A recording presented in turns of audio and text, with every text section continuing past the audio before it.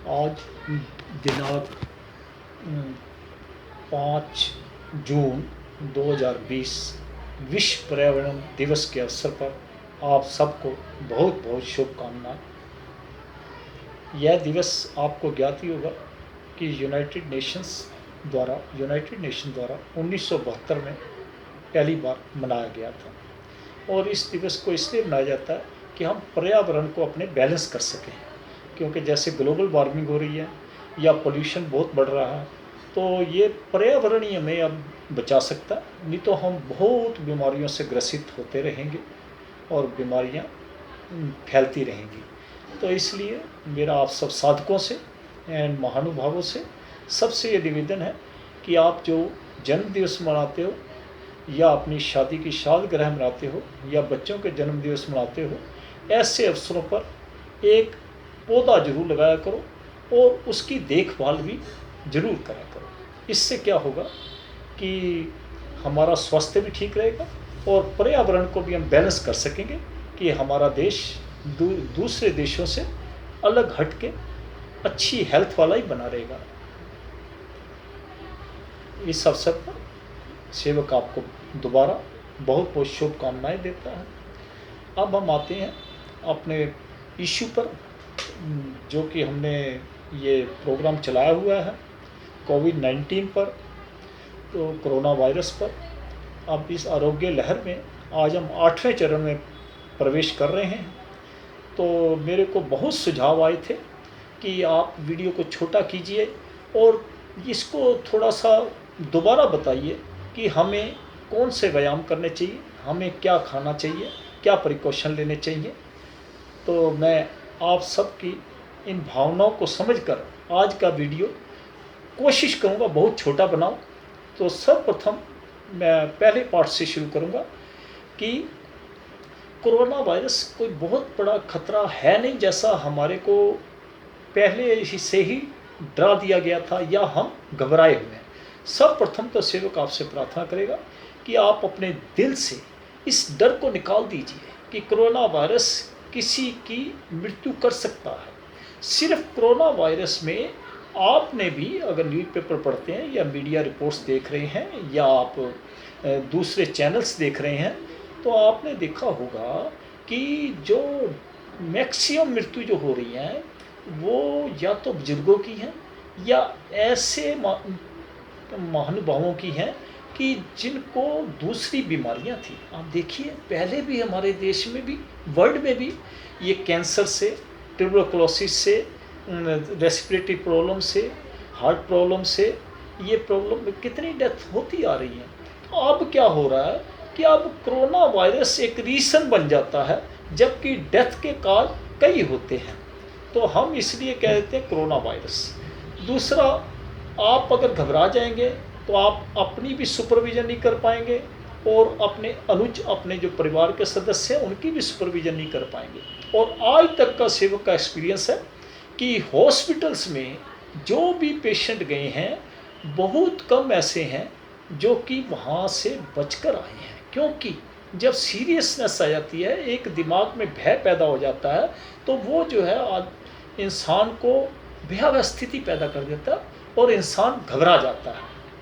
तो इसलिए इस बीमारी से भी आपने घबराना नहीं है। सेवक आपको अपनी पिछली वीडियो में बता चुका है कि एक डेड वायरस है, ऊपर केमिकल का एक परत है, तो इसलिए इसका बेस्ट सोल्यूशन सेवक ने ही बताया, आपको दूसरे नेचुरोपैथ्स ने, आयुर्वेदिक ने, डॉक्टरों ने, इवन हमारे हॉस्पिटल्स में भी जो ट्रीटमेंट चल रहे हैं वो भी अब तो आप सबकी नॉलेज में आ गया है कि 3-4 दिन तक तो वो लिक्विड डाइट पे रखते हैं। सेवक ने भी आपको यही सजेस्ट किया है कि अगर किसी को किसी by the way corona virus के सिम्टम आ भी जाते हैं तो 3-4 दिन आप लिक्विड डाइट पे रहिए।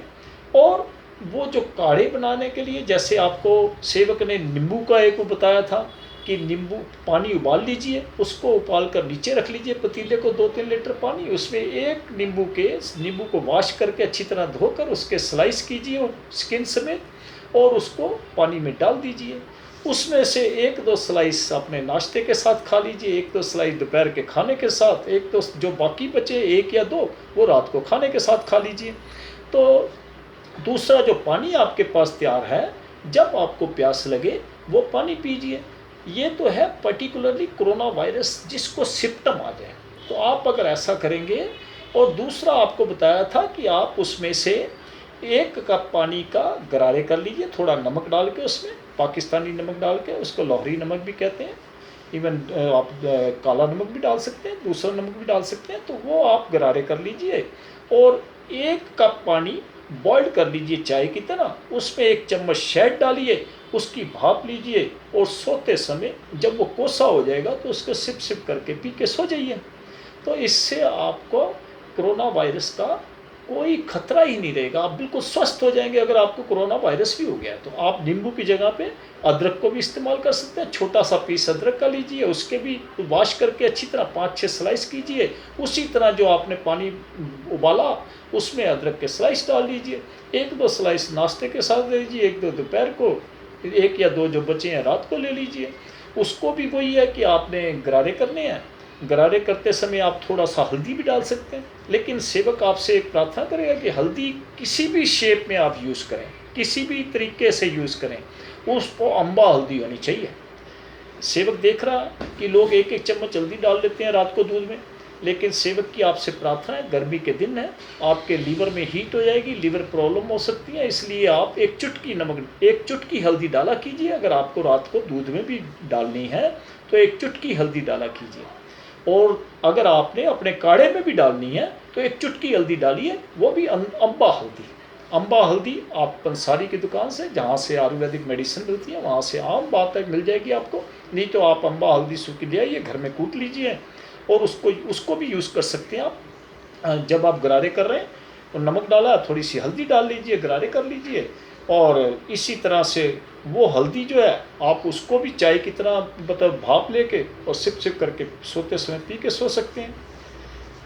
एक आपको नींबू का बताया, एक अदरक बताया, एक पहले भी आपको लहसुन का भी बता चुके हैं। सुबह 2 नींबू की वो लीजिए कलियाँ, उसके छोटे छोटे पीस कर लीजिए, उसको कोसे पानी से पी लीजिए सुबह सुबह। और अगर ऐसे नहीं पी सकते तो उनको भून के खा लीजिए, भूननी है तो 3 या 4 कलियाँ ले लीजिए भून के खाने के लिए।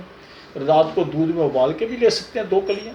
आप अगर बाई दिए सुबह नहीं लेते या भून के नहीं लेते तो दूध के अंदर उबाल के 2 कलियाँ आप चबा चबाए खा जाइए, ऊपर से दूध पी के सो जाइए।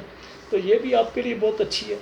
काढ़ा भी आप घर में बना सकते हैं। काढ़ा भी क्या है कि आप मतलब थोड़ी सी अदरक डालिए, थोड़ी सी ये क्या होता है आपने 2 काली मिर्च डालिए, लेकिन काली मिर्च सेवक आपको कहेगा कि वाइट वाली डालिए, क्योंकि इन दिनों में क्योंकि पोल्यूशन कम है तो आपको ये जो काली मिर्च वाइट आप डालेंगे तो वो आपकी आँखों की रोशनी भी तेज़ कर देगी। अगर आपको थोड़ा दिखाई कम देता है तो वो आपके अंदर से नर्वस सिस्टम को स्ट्रॉन्ग करेगी, आँखों का जो, और ब्लड सर्कुलेशन ही बढ़ेगा। थोड़ी सी दालचीनी डालिए और 8 से 10 दाने सिर्फ अजवाइन के, 8 से 10 दाने सौंफ के, 8 से 10 दाने जीरा के, और थोड़ी सी अगर आप डालना चाहते हो तो मोटी इलायची के 1-2 दाने निकाल के डाल लीजिए। और ये जो चीज़ें हैं, मुलट्ठी डालना चाहे वो भी डाल लीजिए। तो जब ये आप उबाल लेंगे, जब पानी में जब उबालेंगे थोड़ा आधा रह जाए तो आप मेंबर अगर 4 हैं तो उसमें थोड़ा थोड़ा सारे मतलब आप 5-5 चम्मच आप सारे लेके सो जाइए। ये भी बहुत बेस्ट ट्रीटमेंट है इसके लिए। और लिक्विड डाइट पे सेवक ने आपको पहले भी कहा, आज भी कह रहा है कि फ्रूट के लेना है तो जो सिट्रिक एसिड वाले फ्रूट हैं जैसे मौसमी है, संतरा है, ये लीजिए। खाने में पपीते के बहुत सारे प्रयोग आपको सेवक ने बताए, लेकिन इस प्रॉब्लम के लिए सेवक आपको कहेगा कि पपीते के बीज जो होते हैं, जो काले बीज मोतियों की तरह चमकते हैं, कभी भी जब आप पपीता काटें ऐसे बीज आपको मिले तो 1 चम्मच बीज चबा चबा के खा लीजिए। वो क्योंकि इस समय क्या होता है, कैल्शियम और जिंक की ज़रूरत ज़्यादा होती है। जब ये आप खाएंगे और आप थोड़ा सा, जैसे पान वालों के पास चूल्हा होता है, क्योंकि घर में आपको प्रिपेयर करने में मुश्किल आएगी, नहीं तो 5 दिनों में घर में भी तैयार हो जाता है, लेकिन आप पान से जो चूने का एक छोटी सी 2 रुपये की पुड़िया देते हैं, 2 या 3 रुपये की, वो ले आइए। 1 चने के दाने जितना वो सुबह दही में डाल के नाश्ते के समय उसको आप खा लीजिए, तो वो आपकी ये कैल्शियम और जिंक की पूर्ति ये कर देंगे। पपीते के बीज जो है काले काले मोतियों की तरह चमक रहे हों, उसमें से आप 1 चम्मच बीज चबा चबाए खा जाइए, तो आपको कोई प्रॉब्लम ही नहीं होगी और 3 से 4 दिन में आप बिल्कुल ठीक हो जाएंगे। और ये आप भी देख रहे होंगे, अगर आपके आसपास भी किसी को है जो घर में रहे हैं, जिनकी घर में प्रॉपर केयर हुई है, उनको प्रॉपर डाइट दी गई है, तो वो बिल्कुल स्वस्थ हो गए हैं, हॉस्पिटल्स में ही स्वस्थ हुए हैं। लेकिन जिनको दूसरी प्रॉब्लम्स थी, वो उनका रीज़न क्या हुआ कि वो और क्रिटिकल स्टेज पे जाते रहे, और जब ये मशीन पे रख दिया जाता है वेंटिलेटर पे, तो थोड़ा मुश्किल आ जाती है कि वेंटिलेटर से क्या होता है, अंदर कई बार स्वेलिंग भी हो जाती है लंग्स में, तो इसलिए चांसेस थोड़े मुश्किल हो जाते हैं। तो आपसे मेरा निवेदन है कि आप जब इन चीज़ों को आप इस्तेमाल करेंगे तो आपको कोई प्रॉब्लम रहेगी नहीं अंदर, तो वायरस निकल जाएगा आपके स्टूल के थ्रू, यूरिन के थ्रू। और दूसरा आपको व्यायाम बताए, प्राणायाम बताए थे, कि प्राणायाम में अनुलोम विलोम बताया था, आज फिर बता देते हैं। अनुलोम विलोम का आपको तरीका बताया था, राइट नोजल पे आप अपना राइट थंब रख लीजिए और लेफ्ट से सांस लीजिए, जितनी देर आप काउंटिंग कर लीजिए, या जो भी आप नाम लेना चाहते हैं, जिस भी धर्म से बिलोंग करते हैं, वही शब्द का उच्चारण कर लीजिए अपना। और उसके बाद जब हम लेफ्ट से लेने के बाद राइट से निकालेंगे, तो उससे डबल, यानी कि आपने शब्द एक बारी पढ़ा था तो निकालते समय 2 बारी पढ़िए, नहीं तो काउंटिंग अगर आपने 5 की थी तो निकालते समय 10 कीजिए। और फिर जब राइट से लेंगे, फिर उसी तरह 5 तक काउंटिंग कीजिए या शब्द का उच्चारण कीजिए। जब लेफ्ट से निकालेंगे तो डबल शब्द का उच्चारण कीजिए और डबल काउंटिंग कीजिए। आपको सेवक ने यही बताया था कि लेफ्ट हमारी चंद्र नाड़ी है, राइट हमारी सूर्य नाड़ी है। लेफ्ट नाड़ी हमारे अंदर शांति, संतुष्टि, सद्भावना ऐसे विचार लाती है, और राइट नाड़ी हमारे अंदर हमारे को स्फूर्तिवान बनाती है। हमारा ब्लड का संचार, दोनों जब रक्त शोधन हो जाता है, ये नाड़ी शोधन भी आपको बताया ही था कि नाड़ी शोधन प्राणायाम भी होता है, तो तब क्या होता है, आपका ब्रेन बैलेंस हो जाता है, शरीर भी आपका बैलेंस होना शुरू हो जाता है। लंग कैपेसिटी आपकी बढ़ जाती है इससे, कि जो लंग्स हमारे कैपेसिटी आपको बताया था सेवक ने, मैक्सिमम एवरेज रेट जो है 60% हमारे लंग्स फंक्शन करते हैं। जब आप ऐसे 1.5-2 महीने करेंगे तो आपके लंग्स 10 से 15% कैपेसिटी बढ़ा देंगे।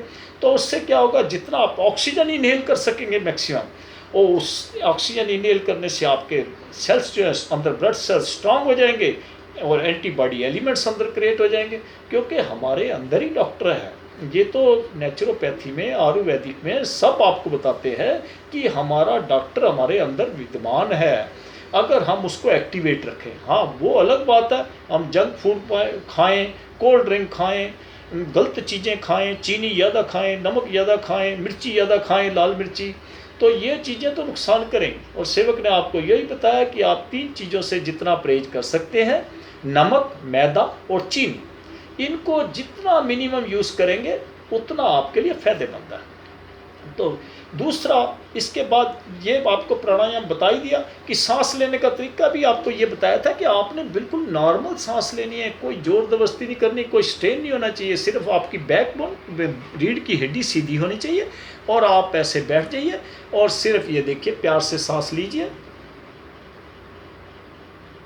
ऐसे निकालिए, आप राइट से लीजिए, लेफ्ट से निकालिए, बिल्कुल प्यार से, ऐसे 10 मिनट आपने करना है। लेकिन ये ध्यान रखना है कि आपने शुरुआत लेफ्ट साइड से करनी है और समाप्ति भी जब करनी है लेफ्ट साइड पे ख़त्म करनी है, क्योंकि ये हमारी चंद्र नाड़ी है, ये हमारे अंदर संतुलन लाएगी। तो आपने इस चीज़ का बहुत ध्यान रखना है। सुबह आप इसको सुबह खाली पेट करेंगे तो बहुत फ़ायदा होगा। दूसरा, आपको भ्रामरी प्राणायाम बताया था, उसमें क्या था कि जैसे फूल के ऊपर भंवरा मंडराता है, आपने सांस लेना है, ये देखिए एक फिंगर यहाँ पे जैसे मर्जी रख लीजिए प्यार से, मतलब इसमें भी आपको मैंने सेवक ने बताया था कि बेशक ऐसे करिए, बेशक ऐसे करिए, बेशक ऐसे करिए, जैसे आपको इसीनेस महसूस हो, कि कोई स्ट्रेन बॉडी में नहीं लाना। अगर हमने स्ट्रेन लाया तो हम फायदा कैसे उठाएंगे। दूसरा था भ्रामरी प्राणायाम। अब भ्रामरी प्राणायाम, ये देखिए ऐसे आपने एक फिंगर यहाँ पे रखी, एक यहाँ पे रखी, एक यहाँ पे रखी, और इसमें एक डॉट लगा लिया कानों में। डॉट 2 तरह से लगा सकते हैं, अंगूठे अंदर करके, और ये जो बोन हमारी छोटी सी है इसको प्रेस करके अंदर, ये 2 तरह से डॉट लगाया जा सकता है। ये देखिए हमने डॉट लगाया, सांस लिया, अब हम भंवरे की आवाज़ निकालेगा,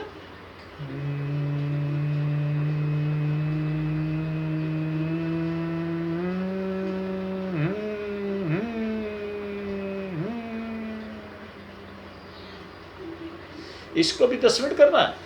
और इसके साथ ही आपको सेवक ने बताया था कि अगर आपके कानों में सुनाई भी कम देता है या आप महसूस करते हैं कि आप कानों को एक्टिवेट रखना चाहते हैं लास्ट तक, तो जब आप ये एक्सरसाइज ख़त्म हो तो ऐसे बाहर झाड़ दीजिए और 3 बार क्या करिए, ये देखिए सांस लेंगे और जब हम इस अंगूठे को बाहर कानों से निकालेंगे तो सांस पहले छोड़ेंगे, ये देखिए,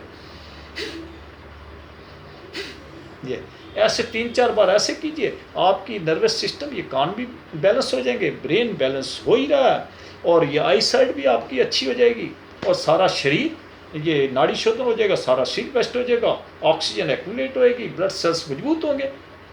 अब तीसरी एक्सरसाइज पे आते हैं, ओम का उच्चारण। ओम का उच्चारण इवन कैंसर तक को ठीक कर देता है। ये सारी चीज़ें आप जैसे जैसे करेंगे, ये कैंसर तक डिसीजेज, आपकी जो पुरानी डिसीजेज हैं, सेवक ने आपसे एक्सपीरियंस शेयर किए थे कि जिनको बीपी भी था उनका बीपी ठीक हो रहा है, शुगर वालों की शुगर बैलेंस हो रही है। तो इसलिए आप भी इन एक्सरसाइज का लाभ उठाइए आजकल, क्योंकि आप घर में ज़्यादा रहते हैं तो इन चीज़ों का लाभ उठाइए।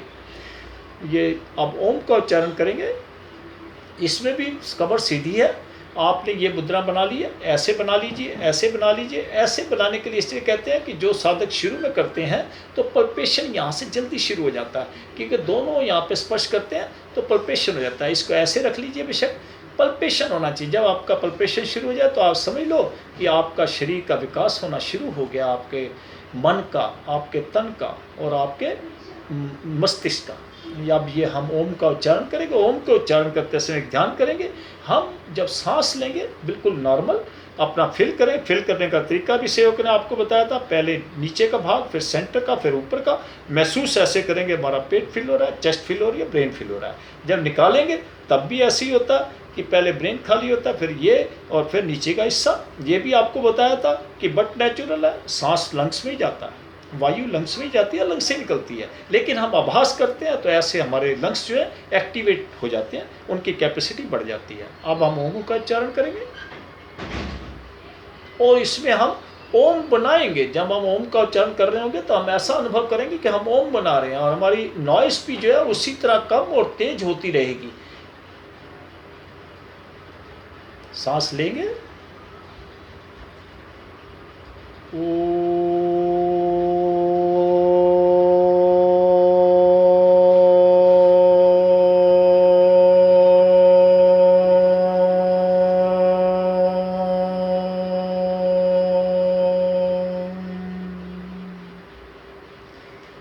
ये भी आप 10 मिनट करेंगे।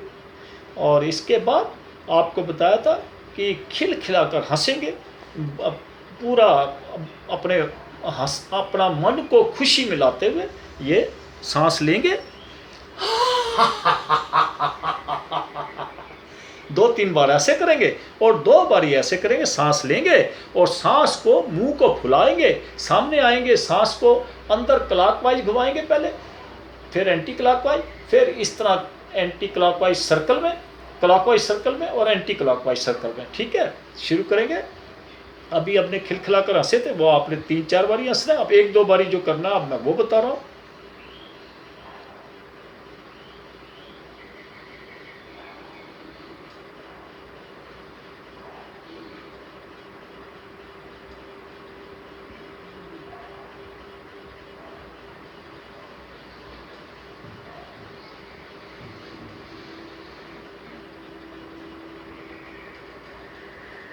निकाल देंगे, दूसरी बारी करेंगे।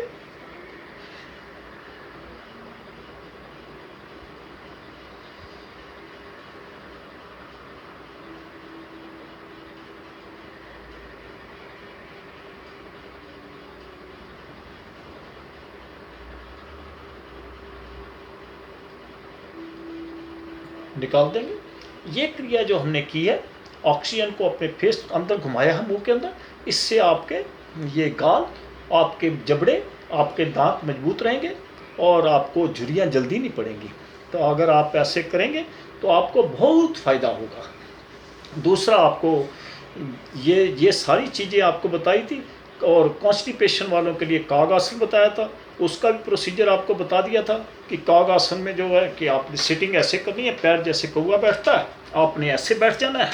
ये देखिए, पैर दोनों हमने खोल रखे हैं और पीछे शुरू में आप अपनी तकिए की सपोर्ट ले सकते हैं, पीछे अगर बाई दी वे आप ऐसा नहीं बैठ सकते तो आप तकिए की सपोर्ट ले लीजिए, 5 से 10 मिनट खाने के बाद बैठिए, तो आपका ये अंदर के इंटेस्टाइन जो है सीधी हो जाएंगी, और जो मल अंदर फंसा हुआ है, जो भी गंद है, जो फॉरेन एलिमेंट्स हैं, विजातीय तत्व हैं, वो सारे बाहर हो जाएंगे और आप फ्रेश हो जाएंगे, रोज़ आप फ्रेश होते रहेंगे। इस तरह से आप, और बाकी हॉस्पिटल्स में तो आप देख ही रहे हैं, आजकल आप न्यूज़ पेपर भी पढ़ रहे होंगे, मीडिया में भी देख रहे होंगे कि हॉस्पिटल्स वाले जिन प्राइवेट लैब को ये हमारी जो नेशनल एजेंसी है इन्होंने अथॉराइज किया था, उनसे भी रिपोर्टें गलत आ रही हैं। जिनको कोरोना नहीं है उनका भी पॉजिटिव शो कर रहे हैं, और आप प्राइवेट हॉस्पिटल्स का भी हाल देख रहे हैं कि वो मन मर्जी से पैसे चार्ज कर रहे हैं। इसके ऊपर भी सुप्रीम कोर्ट ने सेंटर को नोटिस भेजा हुआ है कि जवाब दें। तो आप अपने आप हिसाब लगा लो कि हम कितने लालची, कितने खुदगर्ज होते जा रहे हैं कि हमारे अंदर इंडिया में इंसानियत की बहुत कमी होती जा रही है। सेवक आपसे स्पष्ट तौर पर ये कहेगा, क्योंकि सेवक का एक्सपीरियंस है कि ये जो है मतलब बिल्कुल हमारे यहाँ अभी वैसा नहीं हो रहा जैसा पहले हम लोग रहते थे, कि आपस में प्यार था, प्रेम था। क्योंकि हमारा ये सारे धर्म जो हम सर्वधर्म है हमारा, हम सारे के सारे सेकुलर उसमें कॉन्स्टिट्यूशन में आते हैं, तो हमारे सारे धर्म ही हमारे को आपस में प्रेम करना सिखाते हैं। तो हम उस प्रेम से भटक रहे हैं और लालच में आ रहे हैं। यही होता है प्राइवेटेशन और गवर्नमेंट कंपनियों का, गवर्नमेंट डिपार्टमेंट का और प्राइवेटेशन का, यही फ़र्क है।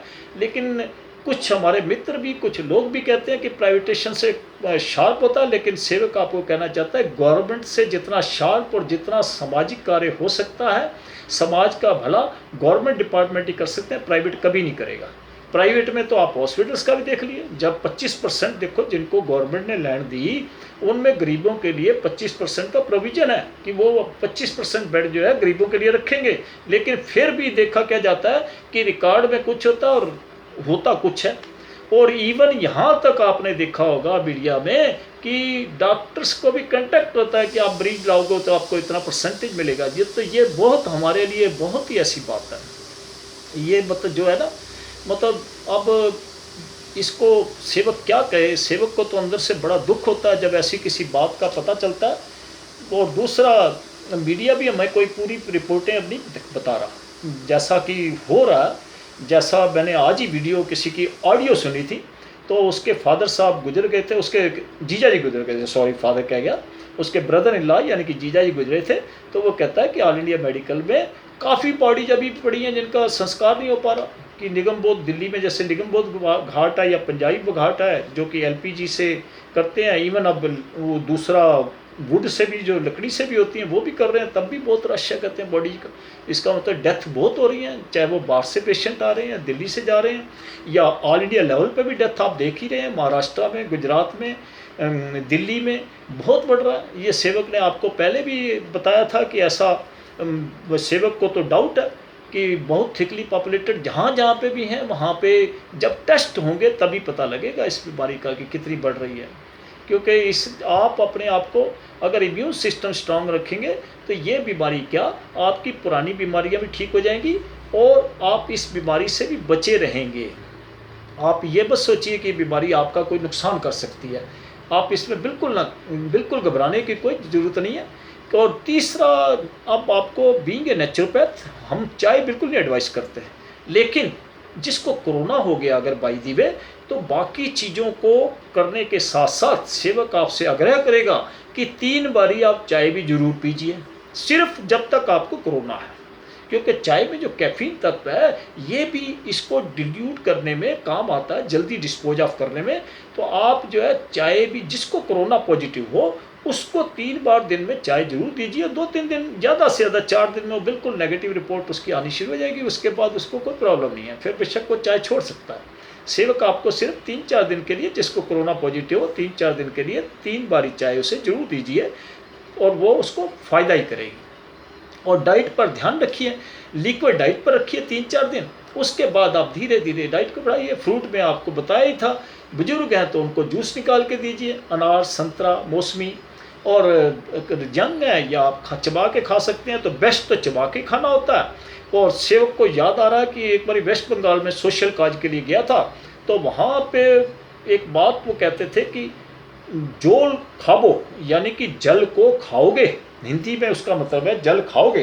तो सेवक कहता है कि आयुर्वेद और नेचुरोपैथ में हमारे को जल को भी खाना चाहिए। वो आपको एग्जाम्पल इसने दिया कि देखो वहाँ पे कितनी अच्छी प्रथा है कि वो जब बोलते हैं जल खाबो कि जोल खाबो जल खाओगे, तो इस हम कहते हैं पानी पियोगे, लेकिन सेवक आपसे कहना चाहेगा आप जो भी चीज़ पीते भी हैं तो उसको ऐसा समझ के पीजिए कि आप खाएं। भाई ये जो जीभ के साथ अगर आप खाएंगे धीरे धीरे जल को भी, तो आपकी लार जो नीचे जाएगी, आपका डाइजेस्टिव सिस्टम स्ट्रांग होगा, एसिडिटी की प्रॉब्लम आपको कभी बनेगी नहीं। तो इसलिए आप इन चीज़ों का ध्यान रखेंगे तो ये कोरोना क्या और भी कई ऐसी बीमारियां जब आने वाले समय में आएंगी या आ रही हैं। बाकी सेवक ने आपको ये भी बताया था कि even World Health Organization accept कर चुका है कि हमारे पास डेंगू का इलाज नहीं है, हमारे पास HIV का इलाज अभी तक हम मेडिसिन प्रिपेयर नहीं कर सके। तो ये क्या श्योर है कि हम इसकी मेडिसिन प्रिपेयर कर लेंगे अभी क्या जल्दी इतने शॉर्ट टाइम में। अब दूसरा ये है कि जो मेडिसिन भी तैयार हो रही हैं वो किस तरह के मिक्सचर से हो रही हैं। देखिए कैंसर की दवाई से, मलेरिया की दवाई से, एड की दवाई से। तो अब ये जब ऐसी चीज़ें हमारे अंदर जाएंगी तो हमारा इम्यून सिस्टम स्ट्रांग करेंगी। सेवक ने आपको बताया कि जितना हम एंटीबॉडी मेडिसिन खाएंगे तो धीरे धीरे हमारा शरीर जो है उसको एक्सेप्ट करना, नेक्स्ट टाइम हमारे को प्रॉब्लम आएगी तो हमारे को उससे हैवी डोज चाहिए होगी। तो इसलिए जितना हम इन दवाइयों से, आयुर्वेदिक दवाइयों से बच के रहें उतना अच्छा है। तो इसलिए आप जितना अपने आप को स्वस्थ रख सकते हो ये योग द्वारा, प्राणायाम द्वारा, और आप सैर भी कीजिए। अब आपको अलाउ कर दिया पार्कों में, आप ऐसा सैर डिस्टेंस मेंटेन करते हुए सैर कीजिए, और वो मास्क जरूर लगा के रखिए। सेवक ने आपको रिक्वेस्ट की थी कि मलमल के कपड़े की 3 लेयर का मास्क घर में बना लीजिए या बनवा लीजिए, या कॉटन का, अच्छी कॉटन का 2 लेयर का बनवा लीजिए, तो उससे आप बेस्ट रहेंगे। मार्केट के मास्क से बचिए, नहीं तो आपका रेस्पिरेटरी सिस्टम और ख़राब होगा। और सैनिटाइजर से ही बचिए। घर में हाथ धोने के लिए सेवक ने आपको सस्ता सा सैनिटाइजर बनाने के लिए बताया था कि आप अपना जो भी साबुन आप हाथ धोने के लिए घर में यूज़ करते हैं उसके जो टुकड़े बचे हुए हैं उसको आधे लीटर या 400-500 ml पानी में उबाल लीजिए। उतारने के बाद 2 चम्मच ग्रासिन डालिए, उसको मिक्स करके अपने उसमें जार में भर लीजिए जिससे आप हाथ धोते हैं। तो उससे आप हाथ धोइए, आप देखेंगे कि आपके हाथ भी नरम हो जाएंगे। तो सेवक आपसे आज क्षमा चाहता कि कोशिश की मैंने सेवक ने कि आपको वीडियो छोटी से छोटी बना के पेश करूं। नेक्स्ट वीडियो में जो बच्चों के जवाब थे, क्वेश्चन थे, उनके आंसर देंगे, लेकिन वो योगा से रिलेटेड नहीं थे, इसलिए सेवक ने इस उसमें वीडियो में इंक्लूड नहीं किया। लेकिन सेवक ने आपको जो काढ़ा बताया है, क्योंकि घुटनों के दर्द की पिछली बारी भूल गया था, तो ये जो काढ़ा आपके घुटनों को दर्द को भी ठीक करेगा, ये काढ़ा भी ठीक करेगा। और एक पाउडर आप बना सकते हैं, वाइट तिल, सफ़ेद वाले तिल ले लें, सफ़ेद जीरा ध्यान रखना कि इसमें फफूंदी लगी होती है, आप फफूंदी वाला बिल्कुल ना लें। सफ़ेद जीरा, सफ़ेद तिल, और उसमें थोड़ी सी वाइट काली मिर्चें, ये मिला लेंगे। और अगर शुगर नहीं है तो थोड़ी सी बिस्री मिला लीजिए। तो ये आप आधा चम्मच दोनों टाइम लीजिए, आपके घुटनों के दर्द भी ठीक हो जाएंगे। क्योंकि मैक्सिमम ये क्या होता है, वायु बादी से होता है, एसिडिटी ब्लॉकेज से होता है। जब हमारा वात रोग खराब, तो हम वात पित्त कफ जब ये अनसंतुलित हो जाते हैं तब ये रोग हमारे को होते हैं। तो आप देखेंगे 40 दिन में आपके ये सारा ठीक हो जाएगा। अब सेवक आपसे गंगा भैया की जय करते हुए आज्ञा लेता। जय भारत, जय हिंद।